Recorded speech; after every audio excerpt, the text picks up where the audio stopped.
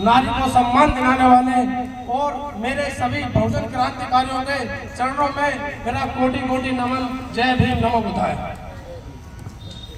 जैसे कि मैंने यहाँ पे डॉक्टर साहब को सुना, मैं इनके विचारों से मैंने बहुत कुछ सीखा और जो इनके विचारों पर हमारी माताएं बहनें जो छोटी छोटी गुड़ियां वो चल गई, तो वो दिन दूर नहीं जब तुम में से ही कोई IAS, PCS अधिकारी, जज, वकील सब बन के निकलेंगे, तुम्हारी जेब नोटों से भरी रहेंगी और आप जीवन में वो चीज खरीदेंगे जो तुम्हारे सपने, वो सारे सपने आप पूरे करेंगे।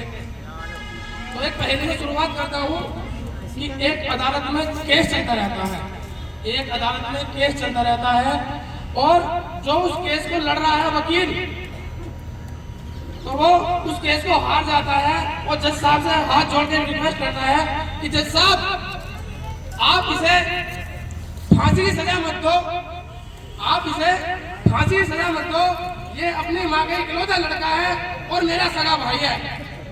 तो आप बताना चाहेंगे कि उस मुजरिम का उस वकील से क्या रिश्ता था? तो सही बात नहीं, क्योंकि हमारा संविधान नारी को वो शक्ति देता है, जो वकील है तो उसे वकील साहब कहा जाएगा, जो जज है जज साहब कहा जाएगा, प्रधानमंत्री को प्रधान साहब कहा जाएगा, तो कलेक्टर है कलेक्टर साहब कहा जाएगा। क्योंकि उसकी जो बहन थी वो वकील थी, उसे वकील नहीं कहा जाएगा, वकील साहब कहा जाएगा। तो ये ताकत जो कहीं से मिलती है वो बाबा साहब की शिक्षा से मिलती है और शिक्षा वो सैन्य का दूध है, जो पिएगा वो धाड़ेगा। और अभी हमारे निशान भाई ने भी बात कही कि एकता बहन आज तुम अकेले चल रही हो, तो बाबा साहब भी एक दिन अकेले ही इस कामरे को आगे लेकर कार्य करा था। तो बाबा साहब का कुछ लाइन है, ये उस समय की बात है जहाँ पर ना इंस्टाग्राम था, ना फेसबुक थी, ना यूट्यूब था, कोई सोशल मीडिया नहीं थी और हमारे बाबा साहब जाति विवाद में बहुत घिरे पड़े थे। उन्होंने उस समय संकल्प लेके एक वो जो आज संविधान लिखा है, जो सबसे ज्यादा अधिकार हमें दिए हैं वो महिलाओं को दिए हैं, जीने के अधिकार, पढ़ने के अधिकार, सबसे ज्यादा नारी को सम्मान दिलाया है और सबसे ज्यादा शक्तिशाली जिसको बनाया है संविधान ने, तो बाबा साहब का संविधान है।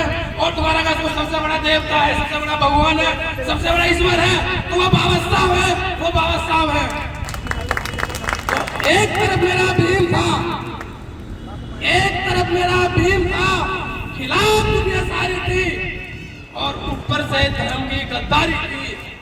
मेरे भीम का कुछ ना बिगाड़ पाए वो लाखों दुश्मन, क्योंकि मेरे भीम की कलम दुश्मन की तलवार से भारी थी।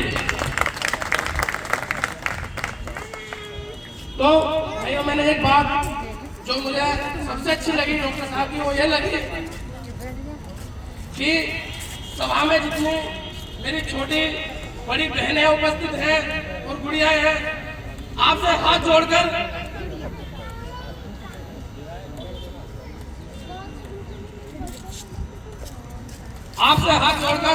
मैं यही निवेदन करना चाहूंगा कि जो अधिकार आपको बाबा साहब ने दिए हैं, उनके बाद आपके माता पिता और आपके बड़े छोटे भाई ने दिए हैं, यानी पढ़ने का अधिकार, आप जीवन में कोई ऐसी गलती ना करें कि तुम्हारी वजह से कुछ और लड़कियों की पढ़ाई छूटे और वो घर बैठ जाए। आपका संकल्प यही होना चाहिए कि हमें पढ़ना है और हमें IAS, PCS अधिकारी, कलेक्टर, जज, वकील बनना है।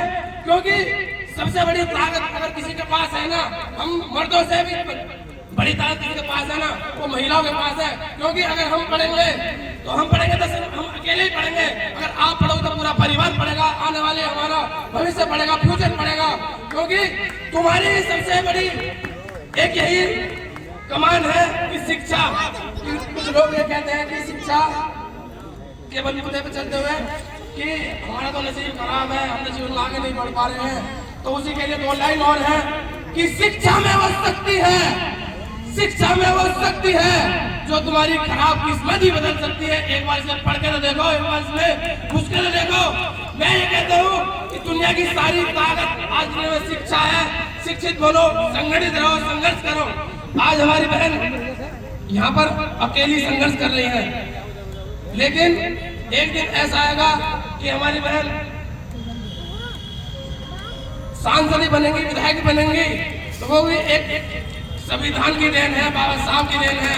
और मैं तो चाहता हूँ कि मैं बहुत लाए और ऐसी तरक्की करे, अपने संगठन को बहुत आगे लेके जाए।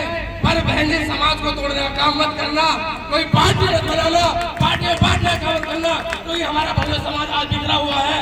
एक दिन ऐसा था, कुछ बहन जी के लिए भी लाइन है, जब बहन जी की सरकार थी, खैर हमें कुछ याद है, कुछ नहीं है, कि आज तो किसी की सुनवाई नहीं होती है, कि आज तो किसी की सुनवाई नहीं होती है। मैंने देखा है एक दौर शासन प्रशासन खुद खड़ा रहता था आवाम के वेट में। आज तो हर जगह जुल्म जाति अत्याचार है, आज तो हर जगह जुल्म जाति अत्याचार है। मैंने बहन जी जैसा लॉ एंड ऑर्डर में देखा किसी देश के स्टेट में, क्योंकि आज हमारा समाज आपस में बिखरा पड़ा है। सबसे पहले हम सबको एकजुट होना पड़ेगा, पूरे भव्य समाज को एकजुट करना पड़ेगा, जब हम आगे कुछ कर पाएंगे। तो सबसे बड़ी आज हमारे अंदर जो कमी आई है, हर एक को तो अपना को लीडर समझ लेता है, कोई कार्यकर्ता बनने के लिए तैयार नहीं है। ये सबसे बड़ी भूल है, सबसे बड़ी कमी है। हर एक कोई अपने कोई नई पार्टी बना देता, कभी कुछ कर देता, जब तक हमारा पूरा भव्य समाज एकजुट नहीं होगा तो हम सत्ता में नहीं आएंगे, तो हम आगे नहीं बढ़ेंगे तो हमारे समाज में यूं अत्याचार होते रहेंगे। अगर हमें आगे बढ़ना है तो सबको एकजुट होना पड़ेगा। ये बाबा साहब की यही उठी थी कि हम पूरा भव्य समाज एकजुट रहे। और कुछ बात मेरे भाइयों से भी है कि आप भी जितने भी सभाओं मेरे भाई में सुन रहे हैं, आप भी आज से ये प्रण लो कि तुम्हारे साथ कोई किसी की बहन बेटी महिला टेम्पो में, बाइक पे, साइकिल पे, पैदल, बस, कार में बैठ के जा रही है, तो वो तुम्हें देख के डरे नहीं, तुम पे गर्व महसूस करे कि मेरे पास एक ऐसा शेर भाई बैठा है कि जो मेरी रक्षा भी करेगा और मुझे टच भी नहीं करेगा। आप भी हीरे जैसे भाई बने और बहन, आप भी एक हीरे जैसी बहन बने कि जो अपने समाज को आगे बढ़ाने का कार्य करे, और जो तुम्हें शिक्षा घर से मिली है उसको पूरा करने का कार्य करें, जैसे कि हमारी एकता बहन कर रही है। जय भीम, जय भारत, नीला सलाम। बहुत बहुत धन्यवाद सुनाई ताकि जिला हापुड़ में आपका डंका बजता है, सुन भी लिया आपको। वाकई में जिला हापुड़ की आन बान से जो हम कहते हैं, वाकई में जिला हापुड़ के अंदर कोई भी कहीं भी हादसा होता है तो हमारे BKY में पहुंचने का काम करते हैं, और जिनको न्याय दिलाना होता है उनके साथ कंधे से कंधा मिलाकर चलने का भी काम करते हैं। और उसके बीच में धन्यवाद करूंगी कि दूर से चलकर आए। और मैं मनोज भाई हमारे बीच में है, जिस हाथरस के अंदर कहीं